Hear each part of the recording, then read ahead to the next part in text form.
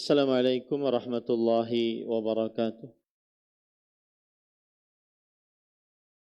Bismillahirrahmanirrahim. Innal hamdalillah nahmaduhu wa nasta'inuhu wa nastaghfiruh wa na'udzu billahi min shururi anfusina wa sayyiati a'malina. Man yahdihillahu fala mudilla lahu wa man yudlil fala hadiya lahu. Ashhadu an la ilaha illallah wahdahu la syarika lah wa ashhadu anna Muhammadan 'abduhu wa rasuluh.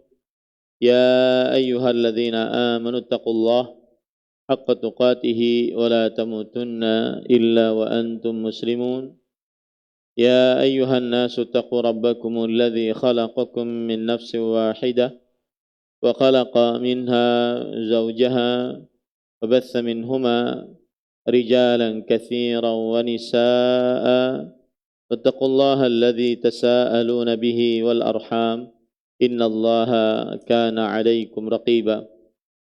يا أيها الذين آمنوا اتقوا الله وقولوا قولا سديدا يصلح لكم أعمالكم ويغفر لكم ذنوبكم ومن يطع الله ورسوله فقد فاز فوزا عظيما. أما بعد فإن أصدق الحديث كتاب الله وأحسن الهدي هدي محمد صلى الله عليه وعلى آله وسلم وشر الأمور محدثاتها وكل محدثة بدعة وكل بدعة ضلالة وكل ضلالة في النار. Alhamdulillah, kita bersyukur pada Allah Subhanahu wa taala pada hari ini Rabu malam Kamis 22 Rabiul Al-Akhir 1444 Hijriah, kita dimudahkan oleh Allah Subhanahu wa taala untuk kembali duduk bersama di Masjid Imam Syafi'i Banjarmasin dalam sebuah kajian rutin setiap Rabu malam Kamis. Untuk saat ini membaca kitab Hubbun Nabi sallallahu alaihi wa ala alihi wasallam wa alamatuhu, mencintai Nabi Muhammad sallallahu alaihi wasallam dan tanda-tandanya, yang ditulis oleh Fadilatul Syekh Fadl Ilahi hafizahullahu ta'ala.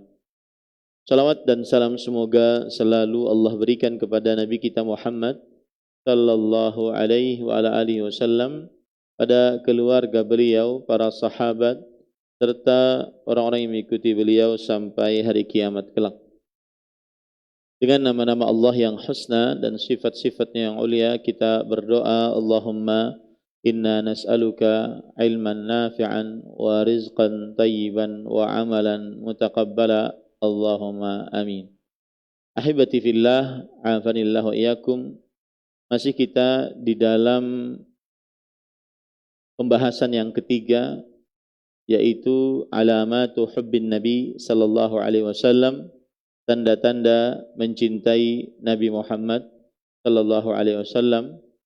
Dan kita pada kesempatan kali ini masih di dalam tanda yang ketiga, yaitu imtithal awamirihi wajtinabu nawahi sallallahu alaihi wasallam, mengerjakan perintah-perintah Rasul sallallahu alaihi wasallam dan menjauhi larangan-larangan Rasulullah sallallahu alaihi wasallam. Pada pertemuan sebelumnya kita sudah membaca kisah atau riwayat yang menunjukkan bahwa bagaimana tanda cinta Nabi Muhammad sallallahu alaihi wasallam yang tulus dan hakiki adalah dengan mengerjakan perintah Rasul sallallahu alaihi wasallam dan menjauhi larangannya. Kisah yang pertama adalah bersegeranya kaum Ansar untuk memalingkan wajah-wajah mereka ke arah kiblat, yaitu Al-Ka'bah Al-Musyarrafah, padahal yang memberitahu adalah hanya satu orang dari utusan Rasulullah sallallahu alaihi wasallam, dan pada saat itu mereka sedang salat dan pada saat itu mereka sedang ruku'. Ini menunjukkan bagaimana bersegeranya mereka radhiyallahu anhum mengerjakan perintah Rasulullah sallallahu alaihi wasallam. Yang kedua yaitu bersegeranya para sahabat Nabi radhiyallahu anhum untuk berkumpul atau bersatu saat di dalam keadaan safar dan singgah di sebuah tempat, tidak bercerai-berai, dan itu langsung dikerjakan oleh para sahabat Nabi radhiyallahu anhum. Yang ketiga adalah para sahabat Nabi radhiyallahu anhum dalam sebuah peperangan, yaitu perang Khaybar. Mereka membalikkan panci-panci yang sudah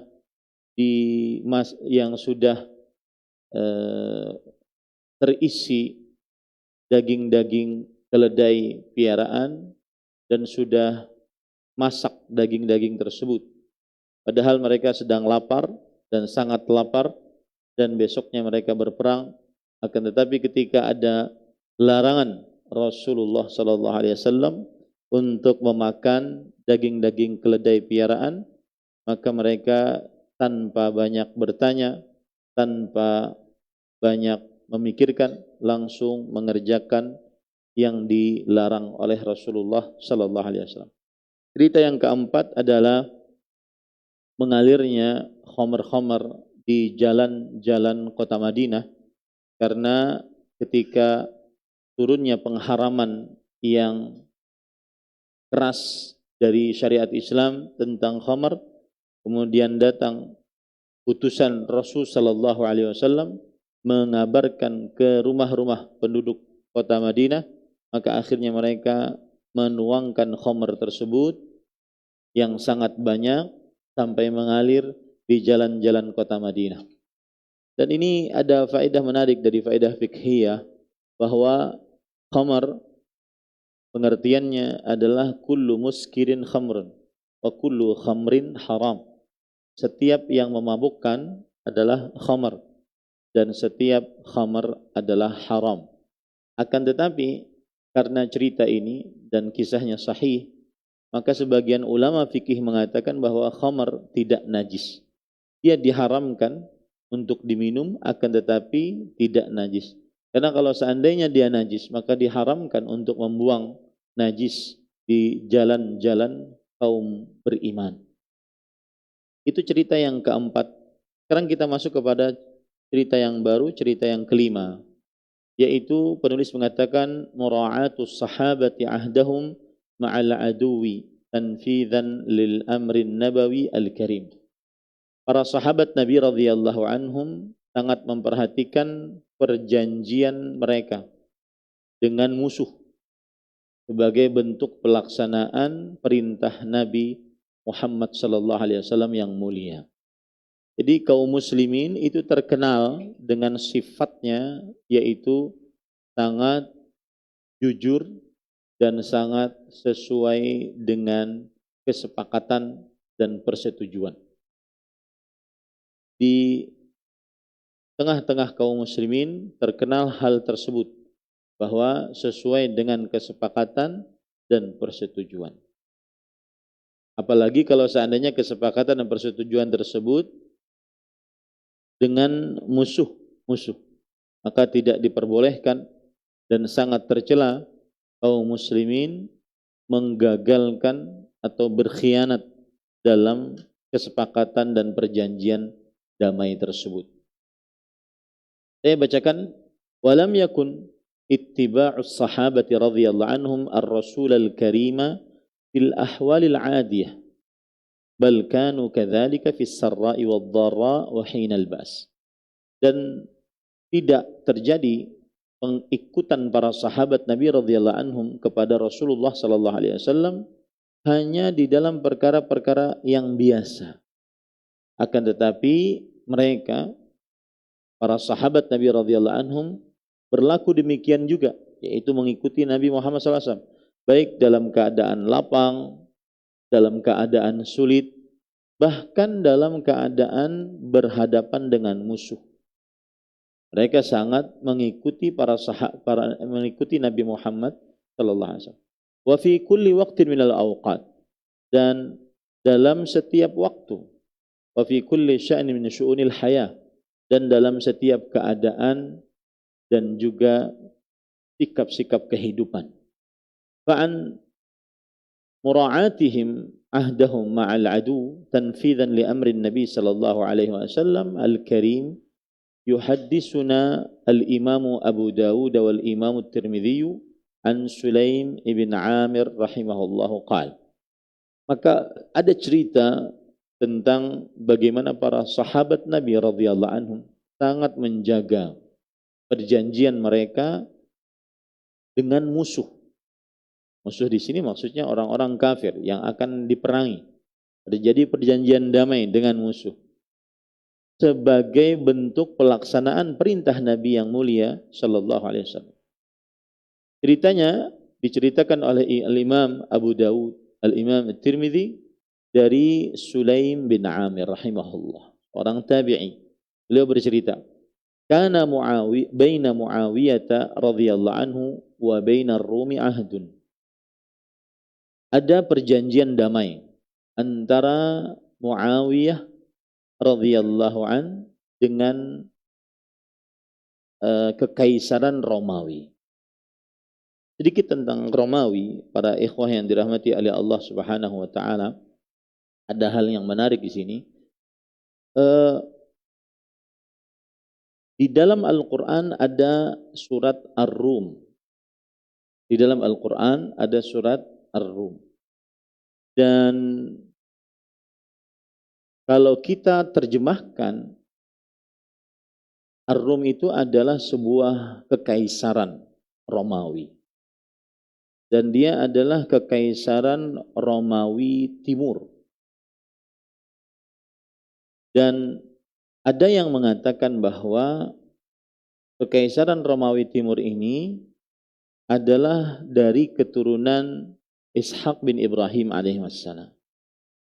Akan tetapi pendapat yang lebih kuat adalah bahwa kekaisaran Romawi ini adalah sebuah kumpulan manusia yang berada di negeri Eropa Barat. Dan lebih tepatnya sekarang adalah di Italia. Dan kekaisaran Romawi ini di zaman Nabi Muhammad SAW dipimpin oleh Herakl. Bahasa Indonesianya Heraklius. Dan mereka berkulit putih. Dan agama yang ada di sana adalah tiga agama besar, yaitu Protestan, kemudian Ortodok, kemudian setelah itu adalah satu lagi dari agama kaum Nasrani. Yang jelas mereka adalah beragama Nasrani, Katolik, kemudian Ortodok, kemudian Protestan. Agama mereka adalah agama Nasrani. Dan dikenal juga kekaisaran Romawi dengan Bizantium, yang mana ibu kotanya adalah Konstantinopel. Nah, yang menarik di sini adalah Nabi Muhammad sallallahu alaihi wasallam telah memberikan kabar bahwa kaum muslimin kelak akan menaklukkan Romawi, menaklukkan Konstantinopel. Dan ini kita harus percaya karena kabar dari Rasulullah sallallahu alaihi wasallam. Dan pada waktu itu kekaisaran Romawi Timur ini, atau disebut juga dengan Bizantium, yang ibu kotanya adalah Konstantinopel, dahulu sampai menguasai Mesir dan Suriah.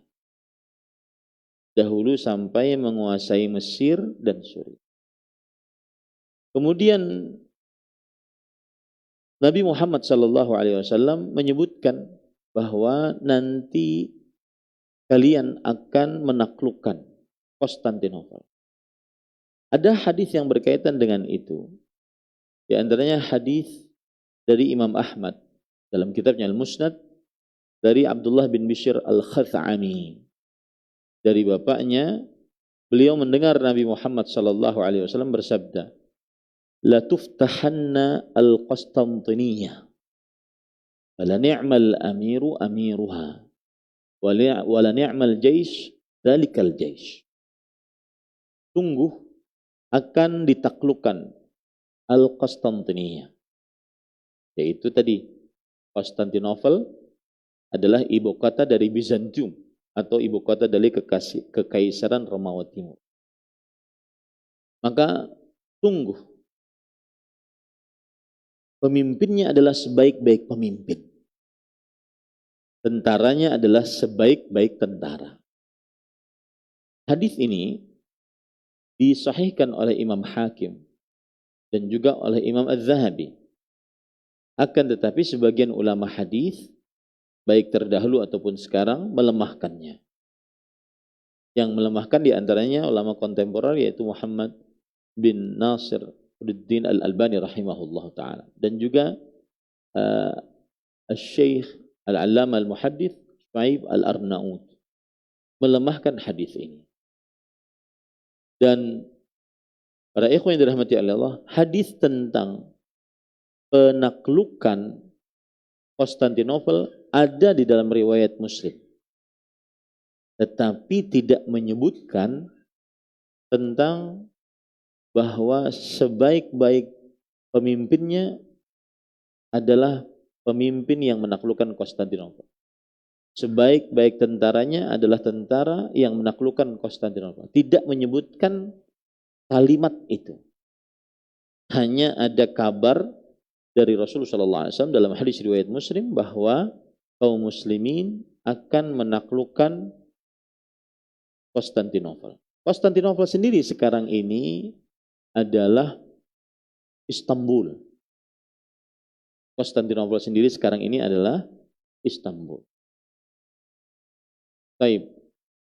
Hadis riwayat Muslim yang menunjukkan bahwa kaum muslimin di akhir zaman akan menaklukkan Konstantinopel, yaitu dari Abu Hurairah radhiyallahu anhu.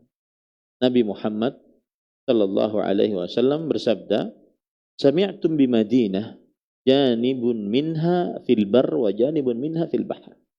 Apakah kalian pernah mendengar sebuah kota, sisi satunya adalah daratan, sisi satunya adalah lautan? Para sahabat menjawab, "Naam ya Rasulullah." Iya wahai Rasulullah sallallahu alaihi wasallam. Kemudian Rasul sallallahu alaihi wasallam bersabda, "La taqumus sa'ah hatta yaghzuha sab'una alfan min Bani Ishaq." Tidak akan dibangkitkan hari kiamat sampai nanti ada 70.000 orang yang memerangi daerah tersebut dari keturunan Ishaq. Fa idza ja'uha nazalu falam yuqatilu bisilah walam yarmu bisah. Nah ini, jika mereka datang ke daerah tersebut, mereka tidak memeranginya dengan pedang. Mereka juga tidak memeranginya dengan panah. Tetapi dengan apa? Qalu la ilaha illallah wallahu akbar. Fayasqutu ahadu janibai. Mereka hanya memerangi dengan kalimat tauhid dan takbir. La ilaha illallah Allahu akbar. La ilaha illallah Allahu akbar. La ilaha illallah Allah. Nah, kenapa saya agak tertarik membahas permasalahan ini? Karena gini, ada sebagian yang mengatakan bahwa pahlawan Muhammad Al-Fatih, beliaulah yang dimaksud di dalam hadis tersebut, yang mana Sultan Muhammad Al-Fatih rahimahullah pada tanggal 29 Maret tahun 1453 Masehi menaklukkan Konstantinopel. Tetapi sebagian ulama mengatakan bahwasanya yang disebutkan di dalam hadis Rasulullah SAW bahwa kaum muslimin akan menaklukkan Konstantinopel bukan yang dilakukan itu. Bukan yang dilakukan oleh Sultan Muhammad Al-Fatih. Akan tetapi nanti itu kelak di akhir zaman. Karena dia bersamaan dengan akan keluarnya Imam Mahdi, akan keluarnya Dajjal. Jadi dia termasuk daripada bagian-bagian itu, yaitu penaklukan Konstantinopel.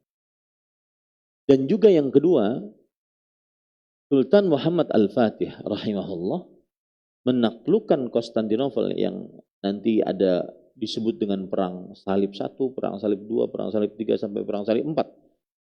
Bahwa beliau menaklukkan Konstantinopel dengan pedang, bukan dengan takbir dan kalimat tauhid.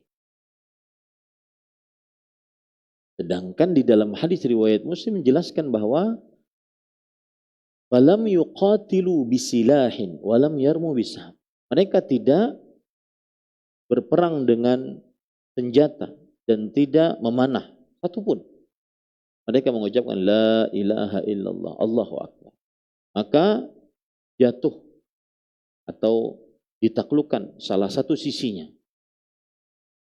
Nah, salah satu sisinya maksudnya yang ada di daratan. Kemudian ucapan lagi la ilaha illallah Allahu akbar, la ilaha illallah Allahu akbar, maka jatuh sisinya yang lain. Thumma yaqulu ats-tsalitsah la ilaha illallah wallahu akbar. Fayafrahu lahum fayadkhulu fayaghnamu. Kemudian ketika mereka mengucapkan yang ketiga la ilaha illallah Allahu akbar, maka mereka gembira. Mereka bisa menaklukkannya, lalu mereka mengambil harta-harta rampasan perang. Fabainama hum yaqtasimun al-maghanim id ja'ahum as-sarih qalu inna ad-dajjal qad kharaja fayatrukuna kulla syai' fayarji'un. Nah, ketika mereka sedang asik bagi-bagi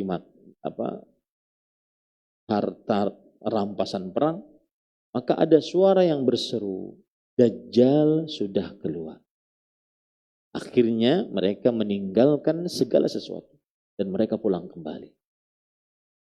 Nah, ini menunjukkan bahwa sekali lagi yang dimaksudkan di dalam hadis bahwa Konstantinopel ataupun itu ibu kotanya dari Bizantium, negara Bizantium, atau Kekaisaran Romawi Timur, atau yang disebut dalam bahasa Al-Qur'an Ar-Rum yang dulunya dikuasai oleh Heraklius, maka ini ditaklukkan di akhir zaman, bukan yang ditaklukkan yang dilakukan oleh Sultan Muhammad Al-Fatih, tanpa mengurangi perjuangan beliau ya, tetapi kita ingin mendudukkan hal-hal yang memang sesuai dengan syariat Islam dan penjelasan para ulama rahimahumullah ta'ala.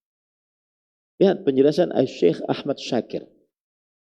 Fathul Qastantiniyah al-mubashshar fil hadith sayakunu fi mustaqbalin qaribin aw ba'idin ya'lamuhu Allah azza wa jalla.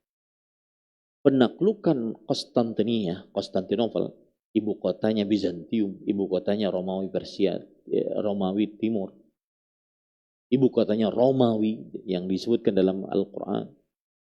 Ini akan terjadi baik itu dekat atau jauh.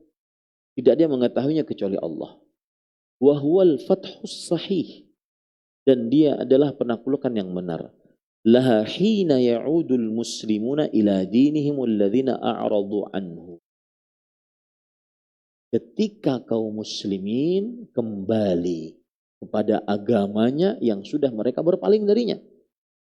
Wa amma fathur Turk. Lihat, beliau sekarang menyinggung yang dilakukan oleh Sultan Muhammad Al-Fatih. Adapun penaklukan Turkiya.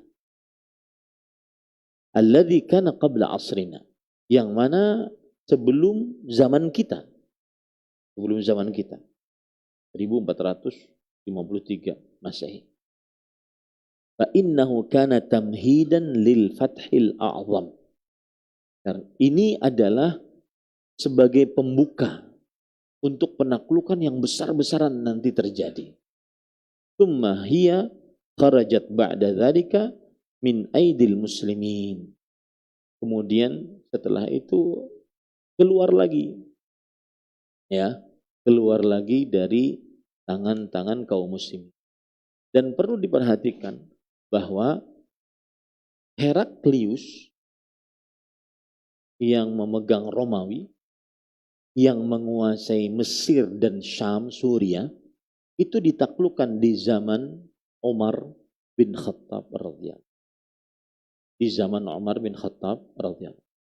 Mesir yang asalnya dikuasai oleh Bizantium, oleh Kekaisaran Romawi Timur, itu ditaklukkan oleh kaum muslimin pada kekhalifahan Umar bin Khattab radhiyallahu. Nah, kembali kita ke permasalahan tadi pada ikhwan yang dirahmati oleh Allah Subhanahu wa taala. Ini sedikit cerita ya, biar tahu sejarah. Nah, Sulaim bin Amir bercerita, kana baina Muawiyah radhiyallahu anhu wa baina Rum ahd.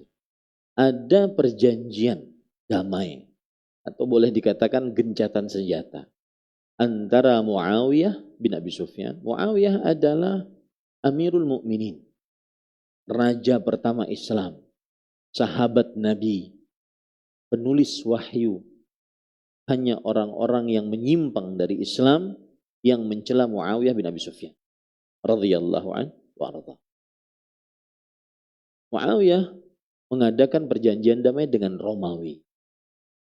Wa kana yasiru nahwa biladihim.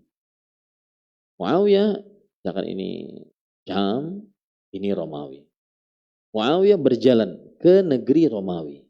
Padahal sudah ada perjanjian damai. Tujuannya apa? Kan kalau perjanjian damai itu ada waktu, masa tenggang, setahun, 2 tahun, damai setahun, 2 tahun, gencatan senjata setahun, 2 tahun, setelah itu boleh berperang lagi. Nah, Muawiyah bin Abi Sufyan, beliau berjalan dari negeri Syam. Tujuannya adalah apabila habis masa tenggang perjanjian damai, langsung bisa dicaplok. Langsung bisa ditaklukkan Romawi. Tujuannya seperti itu. Baik. Faja'a rajulun ala furus, ala farasin aw birzawan. Maka datanglah seorang yang berkuda, atau bahasa lainnya birzaun. Birzaun adalah bahasa Turki dari kata kuda. Wa huwa yaqul Allahu Akbar, Allahu Akbar. Ini beliau sedang berkata dalam bentuk takjub aneh. Kenapa ini Muawiyah radhiyallahu an? Beliau berjalan. Padahal perjanjiannya damai. Tidak boleh jalan. Kenapa demikian? Karena gini. Kalau misalkan perjanjian damai 1 tahun. Atau 5 bulan, anggaplah 6 bulan lah. Ya. Kalau beliau jalan duluan, berarti beliau sudah ngambil start duluan. Berarti itu adalah tidak apa? Tidak fair. Tidak fair. Maka semestinya selesaikan dulu perjanjian damai, baru masing-masing boleh bergerak. Ini enggak, Muawiyah bin Abi Sufyan radhiyallahu anhu pulang bergerak duluan. Maka ini tidak fair. Karena kalau sudah perjanjian damainya habis, maka Muawiyah bisa langsung menggempur. Sedangkan perjanjian damainya tidak seperti itu. Selesaikan dulu perjanjian damainya, baru setelah itu bergerak masing-masing. Makanya ada seorang menunggangi kuda dan berkata, Allahu Akbar, Allahu Akbar. Kalau bahasa kita itu, hati-hati, hati-hati. Ini tidak benar. Wafa la qadar. Kita harus sesuai dengan perjanjian. Tidak boleh berkhianat. Kita harus sesuai dengan perjanjian, tidak boleh berkhianat. Lalu dilihat oleh para tentaranya Muawiyah. Fa idza Amr bin Abasah radhiyallahu anhu. Ternyata yang berkuda tadi adalah Amr bin Abasah, seorang sahabat Nabi radhiyallahu anhu. Fa arsala Muawiyah, maka fa arsala ilaihi Muawiyah radhiyallahu anhu fas'alam. Lalu Muawiyah minta didatangkan Amr bin Abasah. Lalu beliau bertanya, mengapa engkau berkata demikian? Faqala Amr bin Abasa radhiyallahu anhu berkata, sami'tu Rasulullah sallallahu alaihi wasallam yaqul, man kana bainahu wa baina qaumin 'ahdun fala yashuddu 'uqdah wa la yahulluha hatta yanqadhi amaduha aw yanbudha ilaihim 'ala sawa'. Siapa yang antara dia dengan suatu kaum berjanjian, maka janganlah dia mengikat atau melepaskan perjanjian tersebut sampai selesai batas tenggang waktunya. Atau nanti sama-sama bergerak. Nanti sama-sama bergerak. Adapun Muawiyah radhiyallahu anhu dahulu, kemudian habis tenggang waktu lalu beliau bisa menaklukkan, ini namanya apa? Tidak berbuat jujur, berbuat curang. Maka mendengar tersebut, raja'a Muawiyah radhiyallahu. Beliau akhirnya pun pulang. Lihat bagaimana bersegeranya Muawiyah bin Abi Sufyan radhiyallahu anhu untuk mentaati hadis Rasul sallallahu alaihi wasallam. Inilah bukti cinta kepada Rasulullah sallallahu alaihi wasallam. Itu cerita yang kelima. Dan cerita yang kelima itu pendek, cuma panjang tadi tentang Konstantinopel, Bizantium, Kekaisaran Romawi, dan seterusnya. Ada lagi mungkin sebelum cerita yang keenam, ada lagi istilah yang kita sering dengar yaitu Al-Furs. Al-Furs itu artinya Persia. Persia sekarang ini ada di Iran.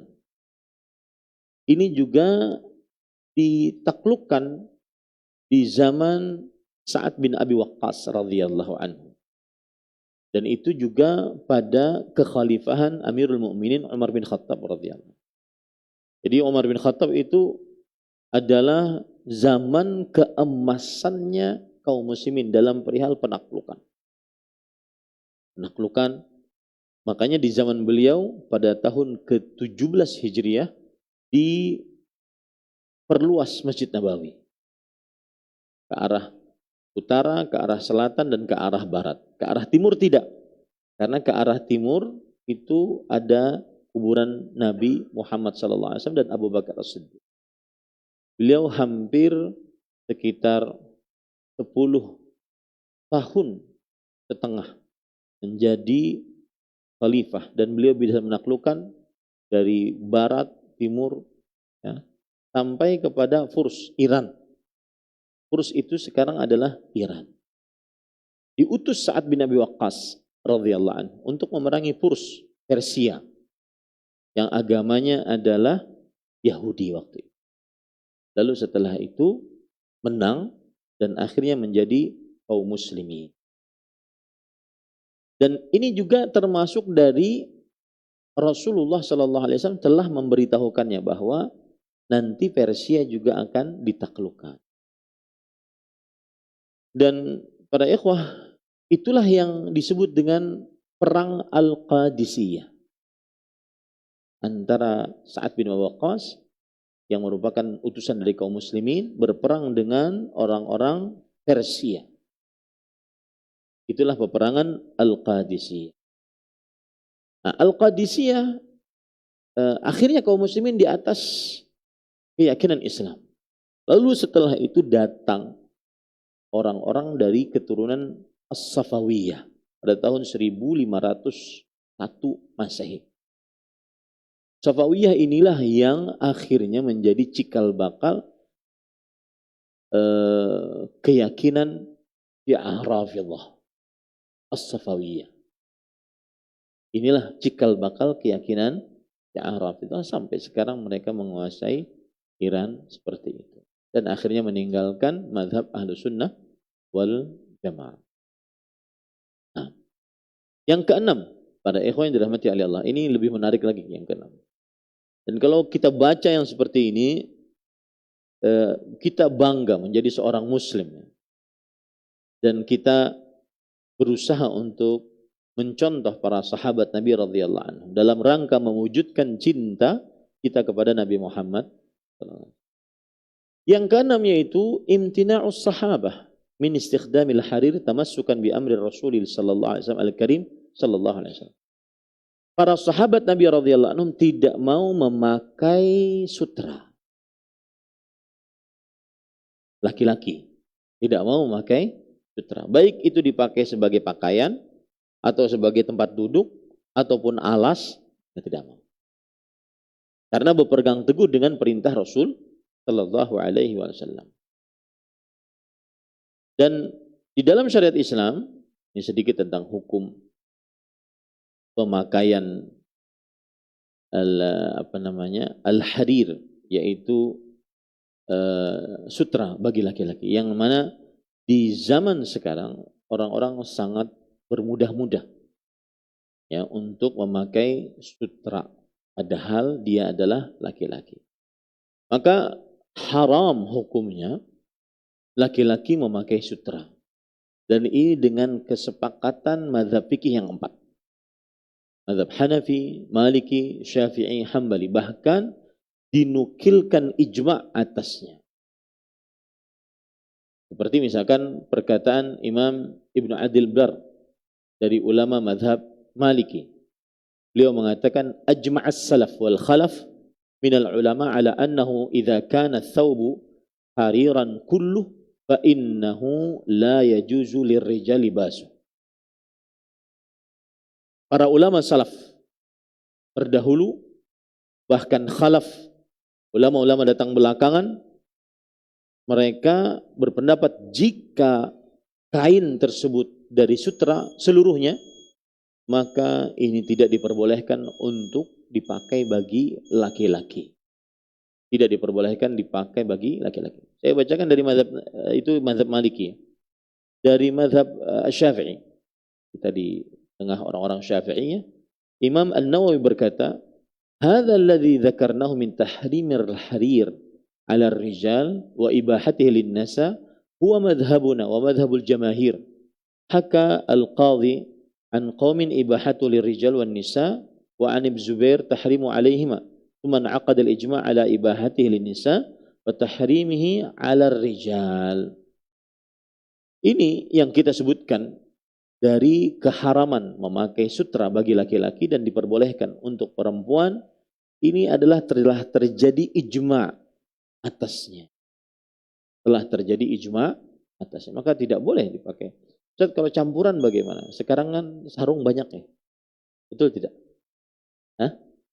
Sarung banyak yang terbuat dari itu, haram hukumnya, tidak boleh dipakai. Tidak boleh dipakai. Kalau campuran bagaimana? Tetap tidak boleh. Ada pengecualian beberapa jari, ya, itu sebagai sebuah tanda saja untuk laki-laki, tapi asal hukumnya haram. Ada ikhwan yang dirahmati oleh Allah Subhanahu wa taala. Silakan adzan dulu.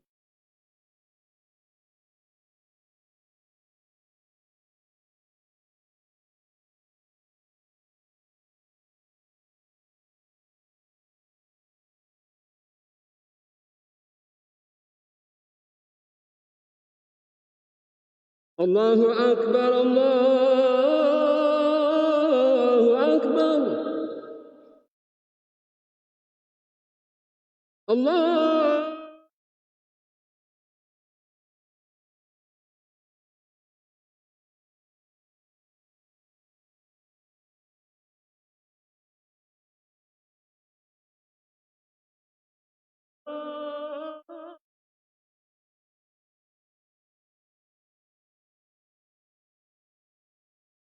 أشهد أن لا إله إلا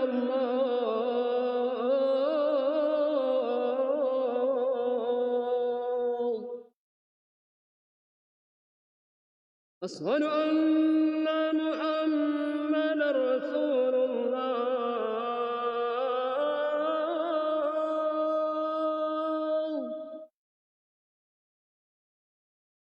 أشهد أن محمدا رسول الله.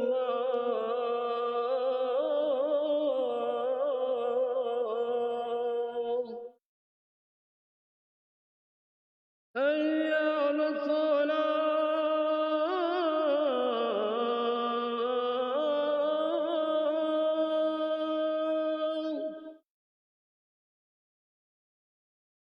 حي على الصلاة.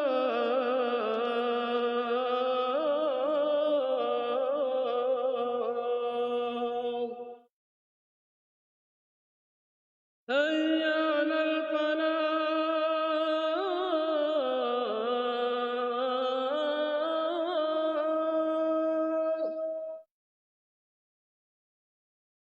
هيا على الفلاح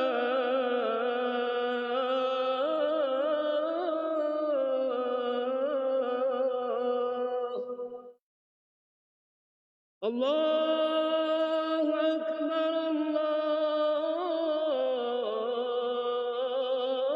الله أكبر لا إله إلا الله.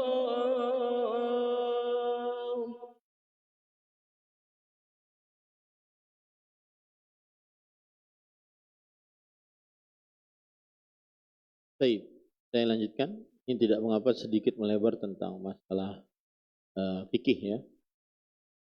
Para ikhwah yang dirahmati oleh Allah Subhanahu wa taala, jadi haram bagi laki-laki untuk memakai kain sutra dengan kesepakatan mazhab fikih yang empat, Hanafi, Maliki, Syafi'i, Hambali. Bahkan dinukilkan ijma' olehnya, dinukilkan oleh Imam Abdul Bar dari mazhab Maliki, oleh Imam Ibnu Qudamah dalam kitabnya Al-Mughni, oleh Imam dari mazhab Hambali, oleh Imam An-Nawawi dalam kitabnya Al-Minhaj Syarah Nawawi Sahih Muslim, dalam kitabnya dari mazhab Syafi'i. Dalil yang menunjukkan akan hal ini adalah hadis riwayat Imam Abu Dawud, Imam An-Nasa'i dari Abu Razin radhiyallahu an.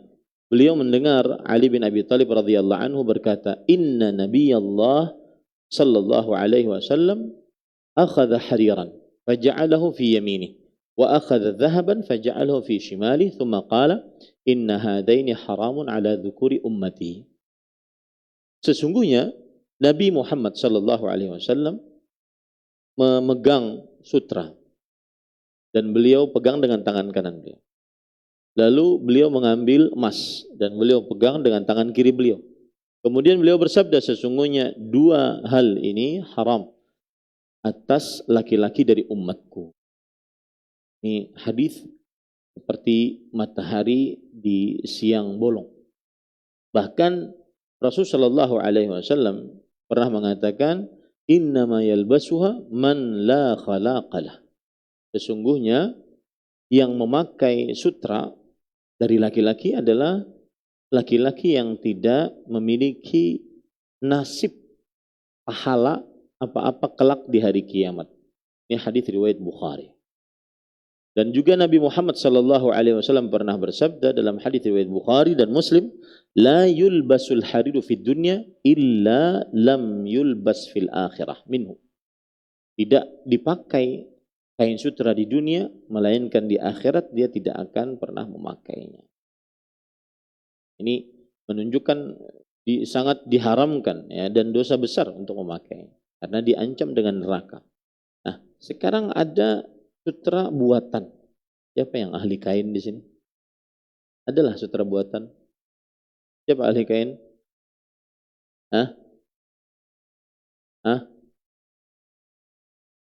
Ada sutra buatan kan ya?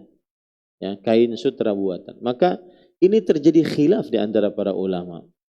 Ulama-ulama kontemporer seperti Imam Ibnu Baz, Imam Ibnu Utsaimin, kemudian panitia tetap untuk fatwa dan pembahasan ilmiah di Kerajaan Arab Saudi membolehkannya. Membolehkan. Untuk laki-laki ya. Coba saya baca perkataan dari Imam Ibnu Utsaimin rahimahullah, wa yahrumu thiyabu haririn khalisah, dan diharamkan memakai pakaian sutra yang murni. Wal muradu bil hariri huna al hariru tabi'i dunas sinai.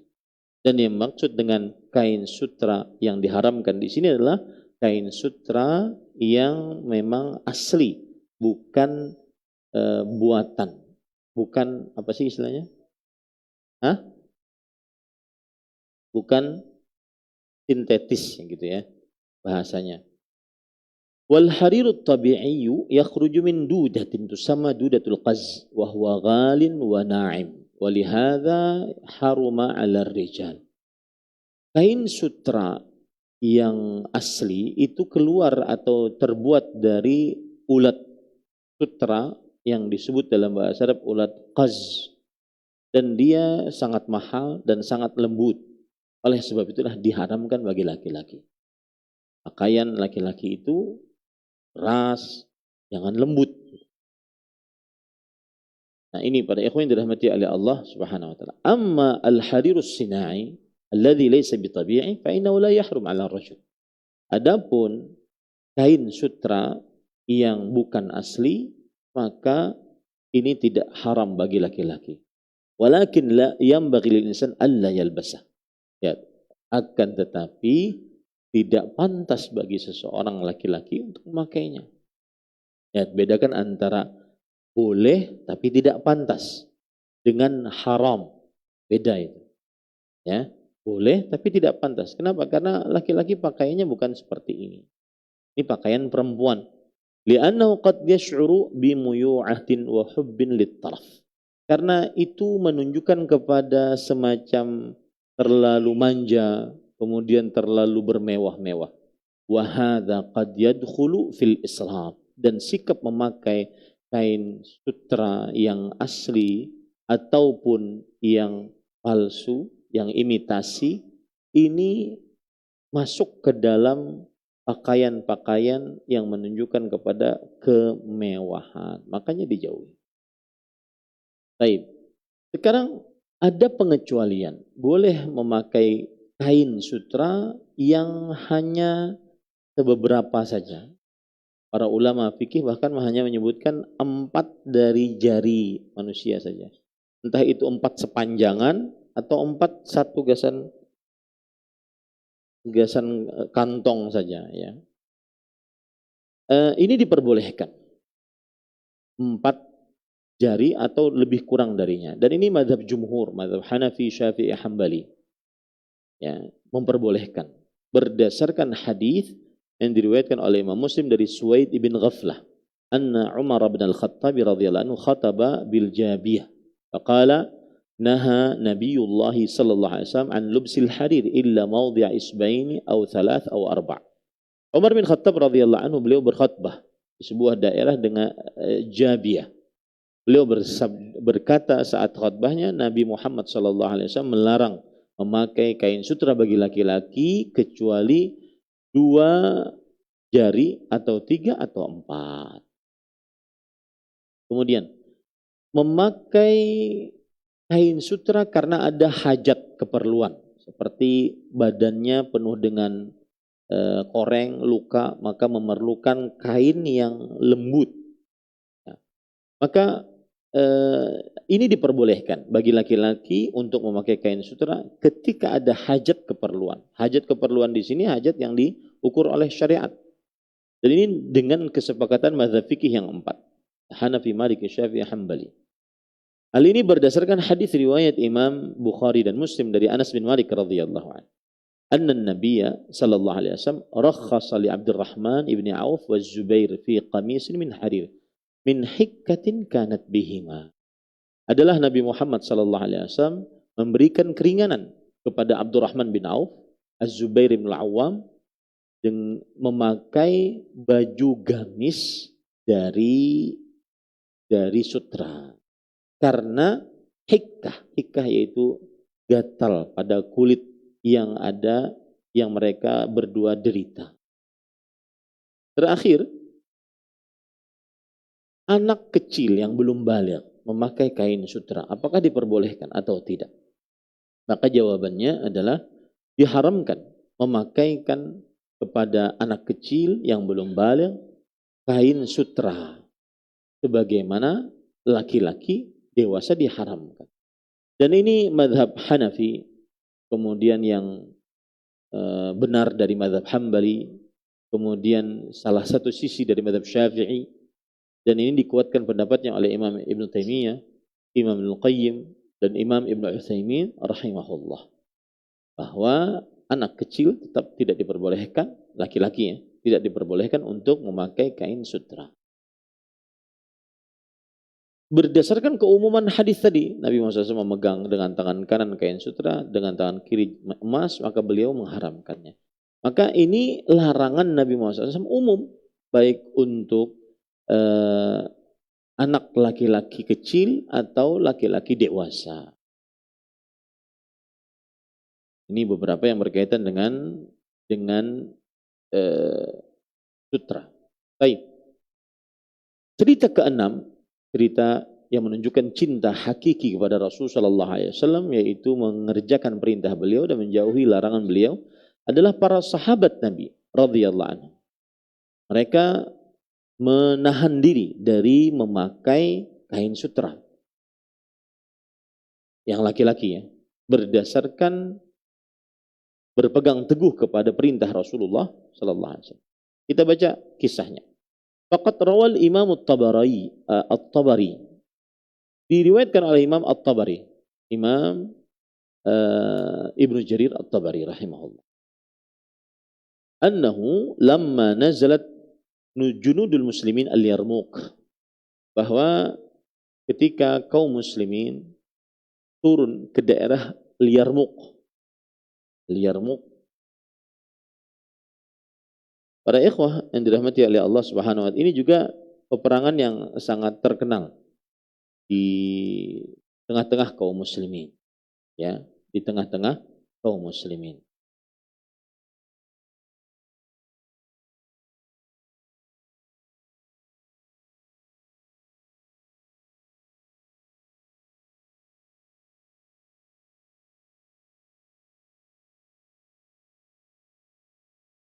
Baik. Kita lanjut. Kemudian ba'atha ilaihimul muslimun. Inna nuridu kalama amirikum wa mulaqatihi. Fada'una na'tihi wa nukallimu. Lalu kaum muslimin mengutus seseorang ke daerah Yarmouk ini. Sudah datang kan, kemudian singgah, lalu mengutus ke kotanya seseorang dan berbicara kepada orang-orang yang ada di Yarmouk.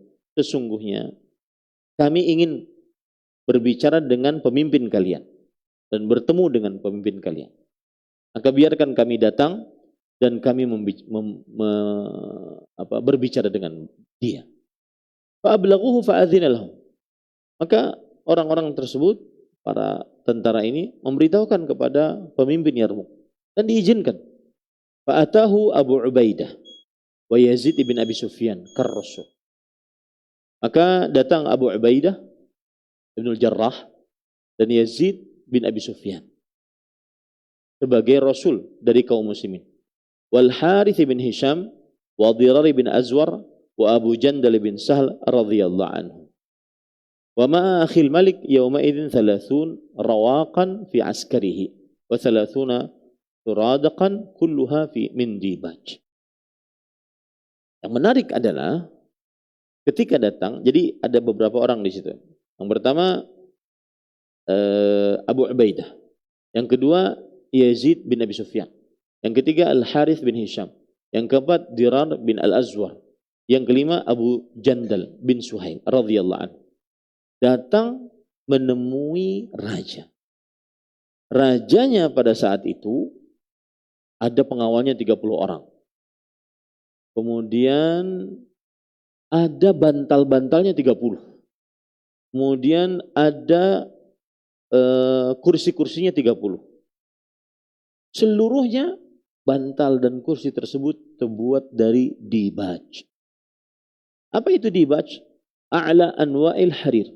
Dibaj adalah jenis sutra yang paling lembut. Makanya nanti di surga, kau penghuni surga akan memakai dibaj. Salah satu pakaian penghuni surga. Mudah-mudahan kita bisa masuk dalamnya. Seluruhnya dari dibaj. Dibaj adalah kain sutra yang paling bagus, paling lembut. Falaman tahu ilaiha abawa an yadkhulu alaihi fiha. Qalu la nastahilla al-harira fabriz lana. Ketika masuk dua orang, yaitu yang pertama adalah Abu Ubaidah bin Jarrah, Yazid bin Abi Sufyan, maka mereka dapati ini semua tempat duduknya dari sutra. Maka mereka tidak mau masuk. Bayangkan. Gak mau masuk. Kemudian mereka mengatakan, kami tidak menghalalkan sutra. Silahkan kalian keluar, temui kami di luar. Allah, bagaimana jayanya kaum muslim. Dan ini menjadi pelajaran dan cambuk bagi kita. Kadang-kadang kita tidak enakan dengan orang. Padahal itu bertentangan dengan syariat Islam. Kadang-kadang seorang perempuan tidak enakan akhirnya bersalaman dengan laki-laki yang bukan mahramnya. Padahal itu haram. Karena tidak enak aja. Entah itu statusnya dia sebagai apa, pokoknya nggak enak aja. Ini nggak boleh. Ya. Fawaraza ila farash mumahadah wa balagha dzalika Hiraqal. Kemudian akhirnya mereka keluar kepada karpet yang sudah disediakan. Sampai kabar itu kepada Heraklius. Faqal alam aqul lakum hadza awwaludz dzul. Kata Heraklius, aku sudah katakan kepada kalian, ini adalah kehinaan pertama kita kepada mereka. Coba bayangkan, mereka datang ke kita, kemudian mereka tidak mau masuk istana kita, kemudian kita nurut saja kepada mereka, keluar. Ini adalah awal kehinaan. Amma Syam fala Syam, wa wailun lirrum minal mauludil mash'um. Adapun Syam, maka tidak ada Syam lagi. Pasti mereka akan menguasai kita. Ya, akhirnya benar. Akhirnya benar. Dikuasai di zaman Umar bin Khattab radhiyallahu anhu. Negeri Syam. Kata Heraklius, celaka bagi Romawi. Dari bayi yang datang mendatangkan kecelakaan, yaitu Nabi Muhammad sallallahu alaihi wasallam. Dalam riwayat yang lain, la nastahilu dukhulah.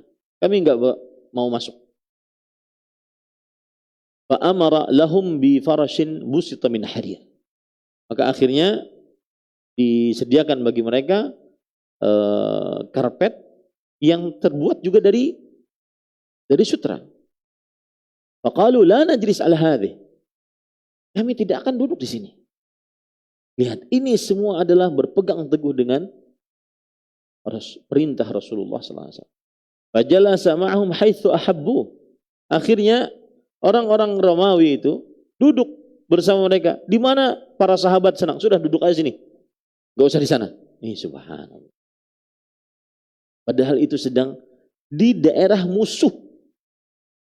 Dan itu yang sering terjadi kepada kita. Kalau seandainya di rumah orang, kemudian ada penyimpangan syariat, kita biasa saja. Atau kita tidak nyaman untuk menegur dan semisal. Enggak ya. Manil tamasa ridhan nas sakhitallahu alaihi wa askhatu anhun nas. Bisakhatillah sakhitallahu alaihi wa askhatan nas. Siapa yang mencari keridhaan manusia dengan kemurkaan Allah, Allah akan murka kepadanya dan menjadikan manusia yang ridha tadi suatu saat akan murka kepadanya. Wa man iltamasa ridallah bisakhatin nas radhiyallahu anhu wa arda anhu nas. Siapa yang mencari keridhaan Allah dengan kemurkaan manusia, maka Allah akan ridha kepadanya dan menjadikan manusia yang murka tadi menjadi ridha kepadanya. Anda kah rokok? Oh, enggak ada merokok. Ada apa? Ya, kebetulan yang menawari adalah yang bangun pesantren dia. Wah, mantap sudah. Nah, ya. Kan orang-orang yang diluaskan rezekinya macam-macam bentuknya. Ada yang sudah ngaji, ada yang belum ngaji. Semuanya harus kita berbuat baik dengan. Tetapi untuk hukum Allah enggak boleh. Ini para ikhwah yang dirahmati oleh Allah Subhanahu wa taala. Lan tasrif muwajahatul a'da ulaika al-abrar an ittiba'il habibil karim salawatu rabbi wa salamu alaihi sawa'un akana fi dhalika fi badi'i dhi ba'd naf'un lil a'da kama kana fi syahid as-sabiq aw lahum wa sawa'un kana hadha fi nadhari ba'd dha'af an-nufus wa qalil al-'aql wal iman min al-umuri al-yasirah aw kana min al-umuri al-kabirah. وكيف لهم العدول عن اتباع صلى الله عليه وسلم وكانوا قد سمعوا الرسول الكريم صلى الله عليه وسلم يقول وجعل الذلة والصغار على من خالف. Perhatikan baik-baik. Tidak menjadikan bertemu dengan musuh para sahabat Nabi yang mulia tersebut untuk berpaling dari mengikuti Nabi yang tercinta, Nabi yang mulia salawatu rabbi wassalamu alaihi. Baik itu apakah di awal ada manfaat untuk musuh atau tidak, atau ada manfaat untuk kita. Ada sebagian orang, gak apa-apa lah, nanti kita juga dapat manfaatnya, dikit-dikit gak apa-apa lah, istighfar. Nah, atau para ikhwan yang dirahmati oleh Allah Subhanahu wa taala, sebagian orang yang lemah iman menganggap ini kan perkara remeh, perkara ringan aja gak apa-apa. Ya, atau bahkan memang benar-benar perkara berat, tetap saja mereka teguh di atas pengikutan terhadap Nabi Muhammad SAW. Karena mereka meyakini betul sabda Rasul SAW yang berbunyi dan dijadikan kehinaan, kerendahan atas siapa saja yang menyelisih perintah Rasulullah SAW. Walam yakunu qad sami'u hadza fahasb. Mereka tidak hanya mendengar hadis tersebut, bal hafidhuhu wa wa'uhu wa ra'auhu haqqa ri'ayatih. Tetapi mereka menghafalnya, mereka menjaganya dengan sebenar-benar penjagaan. Wa tabbaqu fi hayatihim, dan mereka mengamalkannya dalam kehidupan mereka.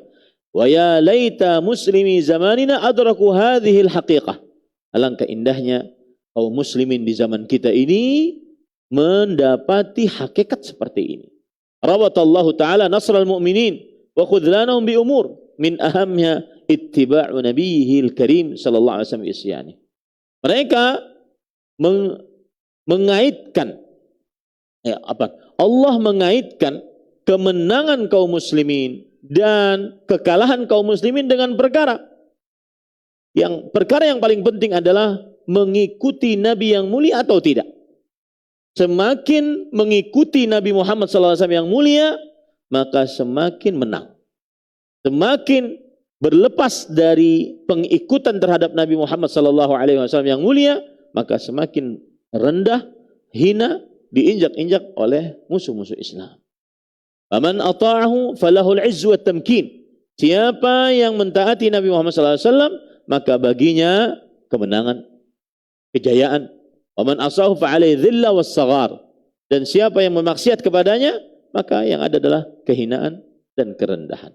Wala'alla idrakul muslimin hadhil haqiqah wa mura'atuhum fi hayatihim yukhrijum amma hum fihi minal hawani wad dhaya'. Semoga pengetahuan kaum muslimin tentang hakikat ini dan penjagaan mereka di dalam kehidupan mereka, bahwa kemenangan hanya dengan mengikuti Rasulullah sallallahu alaihi wasallam dan kekalahan ketika menyelisih Rasulullah SAW, maka semoga dengan pengetahuan seperti ini akan mengeluarkan kaum muslimin dari kerendahan dan juga kehinaan yang dirasakan sekarang oleh sebagian dari kaum muslimin.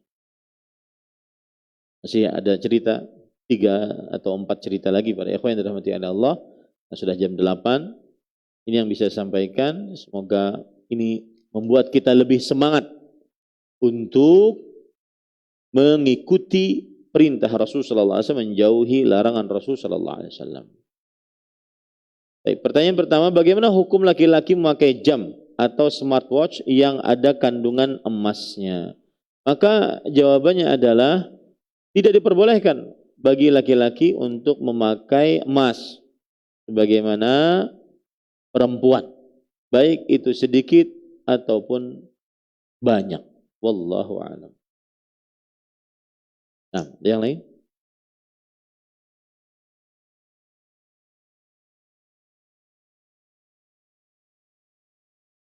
Ya ada?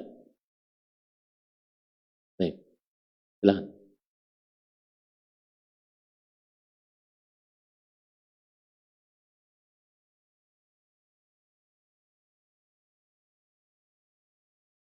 Dalam sebuah chip, konduktornya biasa.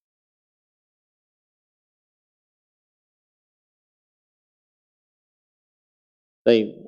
Sesuatu yang syai'un yasir la yastati'u an yutakhalla minhu fahuwa ma'fuun. Sesuatu yang sangat sedikit tidak bisa seseorang untuk terlepas darinya, maka dimaafkan atasnya. Akan tetapi tidak memakainya sama sekali lebih utama. Sama dengan kasusnya tadi, yaitu sutra yang buatan. Dia asal hukumnya boleh karena dia bukan sutra yang asli, dan asal hukum pakaian adalah boleh, tetapi tidak memakainya lebih utama.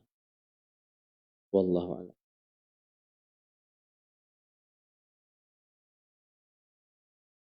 Apa hukum memberi makan hewan peliharaan dengan binatang hidup seperti jangkrik hidup dimakankan ke ikan peliharaan? Wallahu a'lam, tidak mengapa. Karena itu memang makanannya.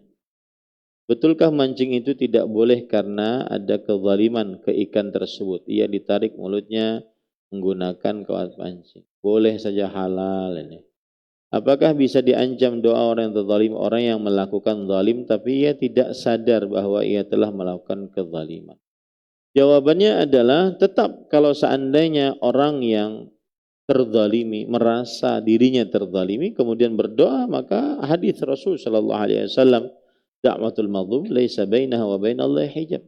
Doa orang yang terzalimi tidak ada hijab antara dia dengan Allah Subhanahu wa taala. Cuma yang jadi masalah adalah apakah orang yang merasa terzalimi tersebut benar-benar terzalimi secara pandangan syariat Islam ataukah tidak? Ataukah memang orangnya merasa saja padahal tidak terzalimi? Nanti itu urusannya semuanya di hadapan Allah Subhanahu wa taala. Akan tetapi asal hukumnya siapapun yang berbuat zalim kemudian orang yang zalim tersebut mendoakan keburukan, maka doanya tidak ada hijab antara dia dengan Allah Subhanahu wa taala. Makanya berhati-hati dengan hubungan dengan manusia. Bolehkah menegur teman yang memajang foto-foto makhluk bernyawa? Jawabannya boleh. Ya, memajang foto-foto makhluk bernyawa di rumah, di dapur, di warung makan diperbolehkan, ya. Kenapa? Karena dikhawatirkan masuk ke dalam hadis Rasul sallallahu alaihi wasallam. Tidak masuk ke dalam rumah tersebut, ke dalam rumah malaikat yang ada di dalam rumah tersebut surah, gambar atau patung. Dikhawatirkan foto-foto yang ada masuk ke dalam situ. Dikhawatirkan. Saya tidak mengatakan sama, dikhawatirkan. Lebih baik tidak memasangnya, kecuali karena keperluan yang sangat mendesak. Kami di pesantren, di kelas harus ada foto-foto dari Bapak Presiden dan Wakil Presiden, dan ini sebuah peraturan yang tidak boleh tidak. Pada saat itu kalau kita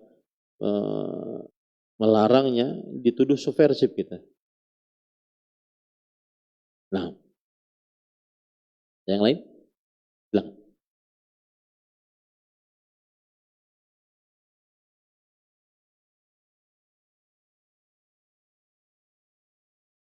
Dibakar jangan, akan tetapi mungkin diberikan kepada seseorang yang berhak untuk memakainya. Kan boleh tadi beberapa laki-laki yang boleh memakainya, seperti orang yang sakit atau perempuan memakainya. Kalau pakaiannya laki-laki dan itu terbuat dari sutra, yang antum maksud sutra, sutranya asli. Kalau seandainya dia asli maka tidak boleh dipakai. Kalau seandainya dia tidak asli, dia boleh dipakai tetapi tidak layak untuk dipakai. Boleh dijual. Boleh dijual. Karena itu barang asal hukumnya adalah mubah untuk dijual.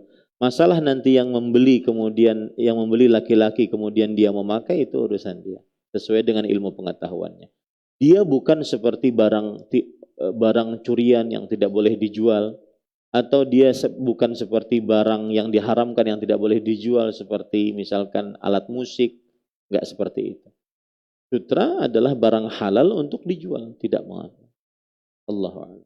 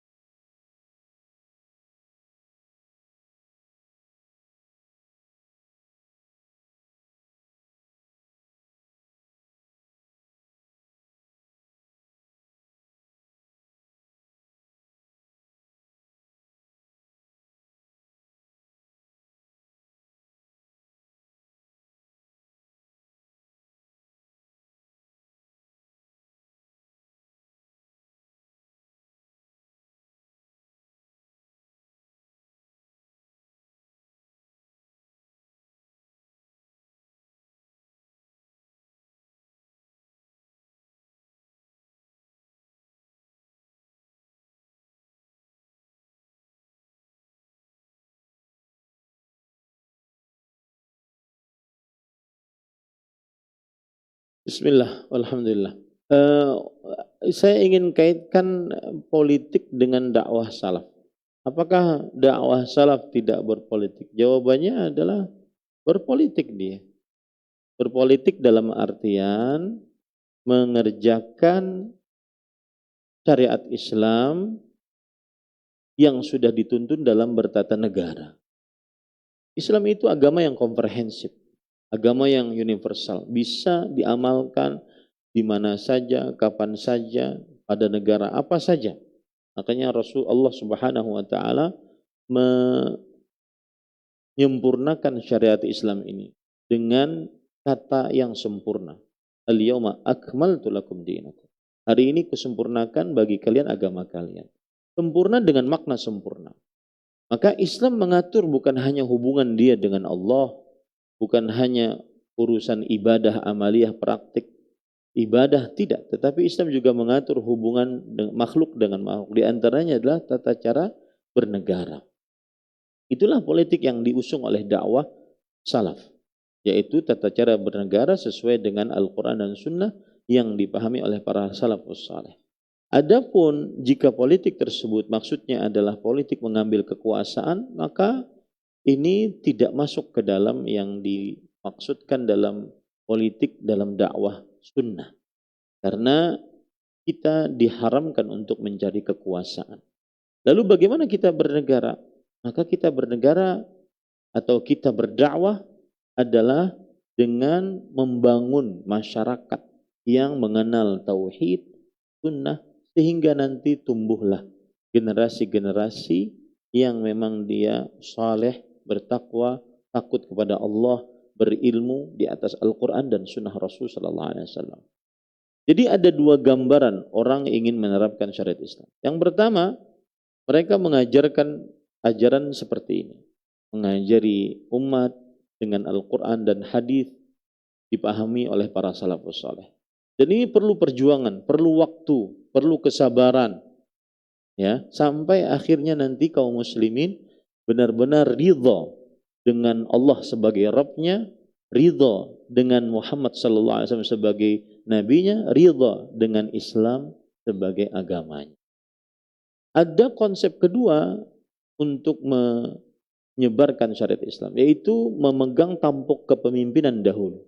Baru setelah itu diturunkan syariat Islam di dalamnya. Dan di tengah-tengah kelompok-kelompok pergerakan Islam, tata cara ini belum menghasilkan. Ada kelompok pergerakan Islam yang hampir 1 abad tidak menghasilkan apa-apa.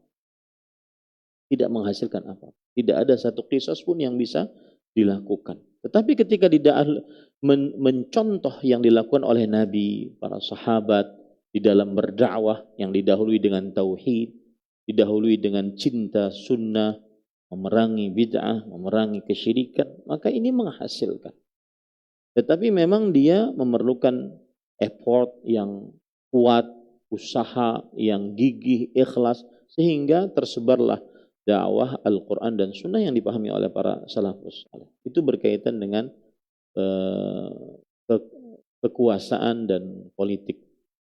Adapun berkaitan dengan madrasah, maka walhamdulillah di zaman sekarang sekolah-sekolah sudah mulai banyak.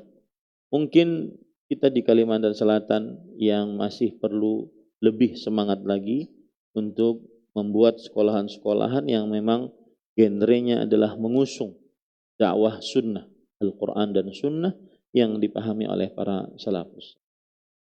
Wallahu a'lam. Bagaimana cara menghilangkan ketidakenakan dengan orang yang lebih tua dari kita? Jawabannya adalah ikhlaskan niat saat bergaul. Karena orang yang ikhlas niat, yang dia cari hanya keridhaan Allah, bukan keridhaan manusia. Dan an-nas ghayatun la turak. Keridhaan manusia itu adalah puncak keridhaan yang tidak akan pernah bisa dicapai. Tetapi keridhaan Allah Subhanahu wa taala sudah termaktub dalam Al-Qur'an atau hadis Rasul sallallahu alaihi wasallam. Nah, ini yang bisa saya sampaikan, semoga yang disampaikan bermanfaat. Kita cukupkan Untuk pekan depan mungkin bisa diisi oleh ustadz yang lain. Saya ada safar. Semoga yang disampaikan bermanfaat. Wa sallallahu nabiyana Muhammad walhamdulillahirabbil alamin. Subhanakallahumma bihamdik asyhadu an la ilaha illa anta astaghfiruka wa atubu ilaik. Wassalamualaikum warahmatullahi wabarakatuh.